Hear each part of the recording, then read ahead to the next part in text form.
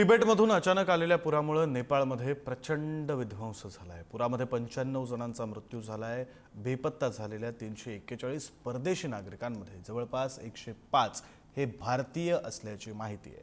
नेपाळच्या रसुआ जिल्ह्यात भोटे कोशी नदीला भीषण महापूर आलाय।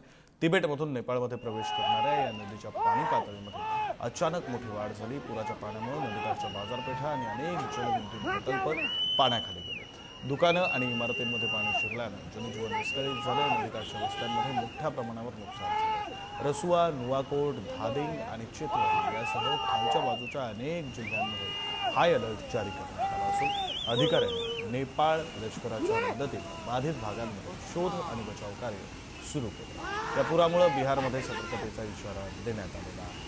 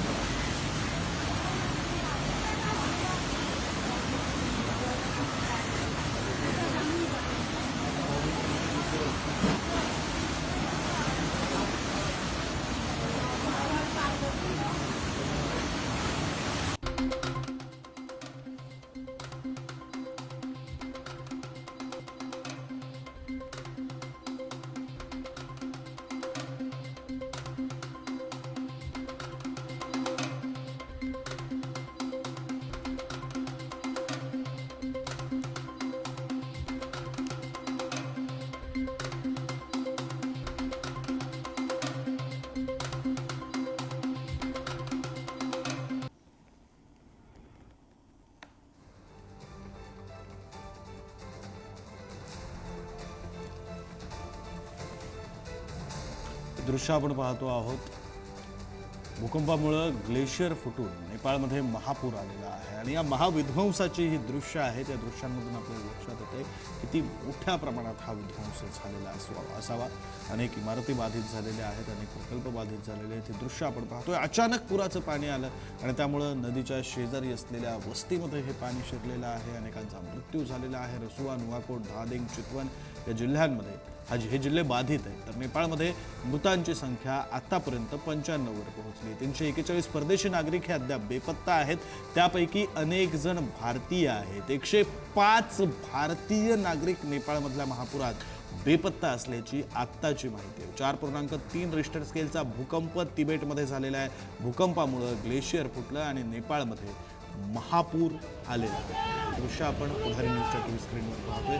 महाविध्वंसाची दृश्य, प्रचंड विध्वंस नेपाळमध्ये झालेला आहे।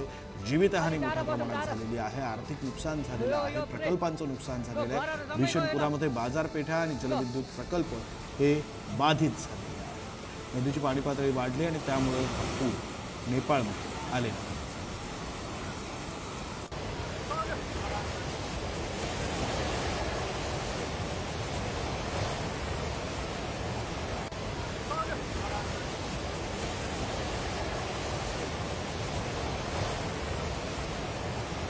यस्तो अवस्थामा नेपाल प्रहरी, सशस्त्र प्रहरी, नेपाली सेना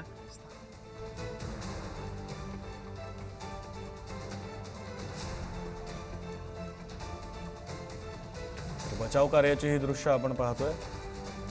हेलिकॉप्टरच्या माध्यमातून बचाव कार्य करण्यात येते, त्याची ही दृश्य आपण पाहतोय। ठिकठिकाणी माहिती दिली जाते।